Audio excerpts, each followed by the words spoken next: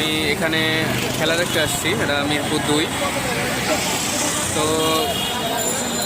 ভিতরে ঢোকার আগে আমি এখানে বাইরে দাঁড়াইছিলাম। তো বাইরে দাঁড়ানোর পরে আমি এই যে নিচে দেখতে পাচ্ছিলাম অনেক কার্ড ছড়ানো আছে, যে আপনারা ভালোভাবে দেখাইলে বুঝবেন। এই যে এখানে যেরকম একটা কার্ড যেটা নিচে ফেলে রাখছে, এটা রিফাত ভাই আবাসিক হোটেল।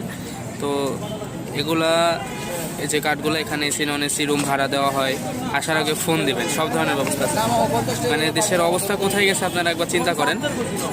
এখানে কার্ড ছড়িয়ে ছিটিয়ে রাখা হচ্ছে, এগুলো ছড়িয়ে ছিটিয়ে রাখা হচ্ছে, বড় করে নাম্বার দেওয়া হচ্ছে। এটা শুধু এটা না, এটা রিফাত ভাই না, এটা রিফাত ভাই, শিফাত ভাই, রোহিত ভাই, রফিক ভাই, মানে অসংখ্য ভাইদের এই সিন্ডিকেটটা এখানে ঢাকা শহরে এটা চালু হয়েছে। তো এর কারণে অনেক সমস্যার সম্মুখীন হচ্ছে আমাদের দেশের যে